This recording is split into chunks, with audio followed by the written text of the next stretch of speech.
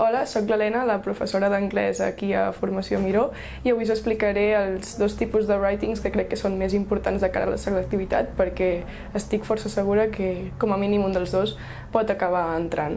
Però és important conèixer les diferències entre un i altre, ja que moltes vegades es poden confondre, però realment tenen una estructura un pèl diferent.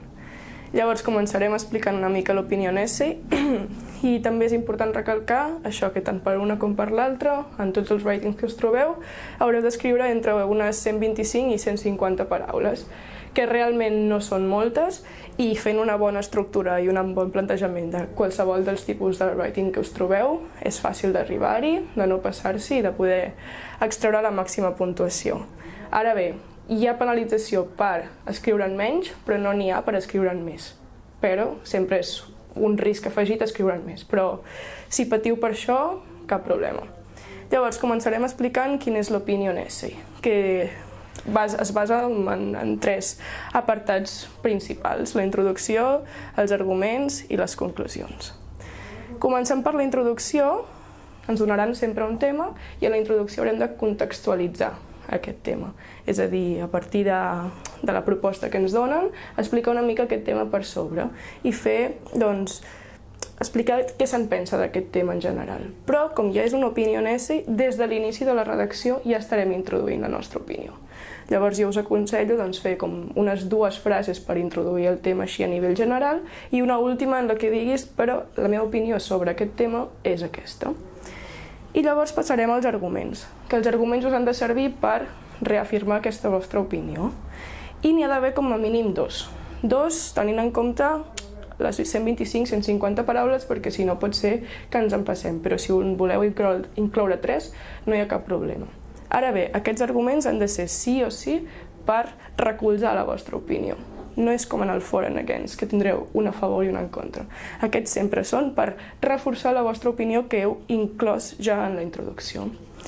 I com a estructura dels arguments, jo us vull fer un consell, us vull donar un consell, que és que una manera que queda molt bé d'escriure els arguments és començant amb una frase curta en la que introdueixis el teu argument a favor, perquè quedi ja l'atenció copsada. I a partir d'aquí hi fem un punt i una nova frase en la que escrivim una frase més llarga en la que desenvolupem l'argument que hem introduït en una frase més curta. I això ho repetim dues vegades si fem dos arguments, d'acord? Però una primera part per fixar l'atenció i per deixar clar quin és el nostre argument que recolza la nostra opinió i després una explicació més llarga d'aquest argument que acabem de donar. I finalment, quan ja tinguem aquests arguments fets, passaríem a la conclusió. La conclusió no ha de ser un apartat per incloure nous arguments que recolzin l'opinió. Això és molt important. I tampoc cal que repetim tot el que hem dit a la nostra redacció, sinó que simplement n'hem de fer un resum. És per això i per això que la meva opinió és aquesta. I amb això ja hauríem acabat la nostra conclusió. Simplement fer un breu resum en el que no hi afegim res nou ni repetim excessivament el que ja hem dit. I que sempre que puguem intentem fer servir altres paraules per el que hem dit, no fer una repetició dels nostres arguments. I aquesta seria una mica l'estructura de l'opinion essay, que tot i ser molt semblant en el for and against essay, hi ha alguns matisos que cal fer perquè és un error força comú que et demanin una opinion essay i facis més aviat una estructura del for and against essay. Llavors és molt important també, està bé que recordem una mica quina és la seva estructura, que com podeu veure les parts principals són les mateixes, la introducció, els arguments i les conclusions, però les coses que s'han d'incloure en cada un dels apartats són un pèl diferents. Per començar, en la introducció del for and against essay, com diu el nom, serà una redacció en les que haureu d'incloure arguments a favor però també en contra d'aquest tema. És a dir, ja no és una redacció per donar la vostra opinió, sinó que és per plantejar un problema o una temàtica que és una mica controvertida i que pot tenir tant gent a favor com gent en contra. Llavors es fa una petita introducció en la que justament diríeu això, com en el món hi ha gent a favor d'aquesta temàtica i gent en contra, alguns argumenten això, alguns argumenten l'altre, però en cap cas en la introducció heu de introduir la vostra opinió, perquè de moment simplement esteu donant arguments a favor i arguments en contra. Aquí fem una petita contextualització d'aquest problema o aquest tema que ens proposin a nivell global o a nivell de si ens ho demanen del món o si ens ho demanen de l'escola, doncs l'escola.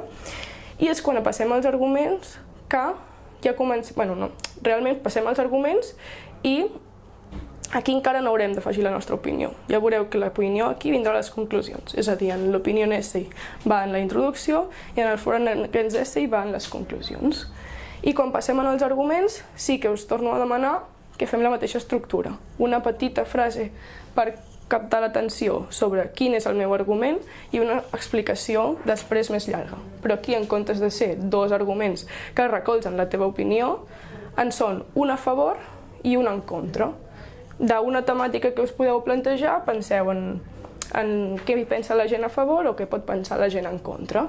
I després m'argumenteu una miqueta més aquesta explicació. Però molt important, com a mínim, aquí demanàvem dos arguments. Doncs aquí també, però aquí ja que és un foreign against essay, com a mínim en faríem un a favor i un en contra, per captar aquesta dualitat que pot existir sobre aquest tema. I un cop haguem fet aquests arguments, que un altre cop és com a mínim un i un, però si se'n vol afegir algun més no hi ha cap problema, passarem a les conclusions. D'acord? I un altre cop torno a recalcar que això és molt important, que a les conclusions no s'ha d'afegir cap nou argument. En tot allò que us baseu ha d'haver estat escrit en els arguments. Però aquí el punt més diferencial respecte a les conclusions de l'opinion essay serà que després d'haver exposat aquests arguments a favor i aquests arguments en contra, vosaltres direu, doncs, per mi aquests arguments són més importants o tenen un pes superior, per tant, m'inclino a pensar que, m'inclino a estar a favor o en contra d'aquesta temàtica. És a dir, diríem, per mi els arguments a favor sobrepassen els arguments en contra i és per això que la meva opinió és aquesta respecte a aquest tema que ens proposin. D'acord? Llavors, també és una conclusió que realment podeu portar com molt prefabricada des de casa. Pots fer-te una frase que podria ser, per exemple, in my opinion, the arguments in favor to this topic outnumber the ones against. So I am inclined to believe that... I llavors parlem del tema que sigui. I és una frase que us podeu portar escrita, que són unes 20 paraules de les 125, 150 que ja sabeu que heu d'escriure i que seran 20 parauletes que ja porteu ben fetes i que sabeu que és el que se us demana. Llavors jo prendria aquest moment de pensar en la meva frase de les conclusions si és que em demanen un foreign against essay i la podeu fer servir per qualsevol temàtica que se us plantegi dintre d'aquesta estructura.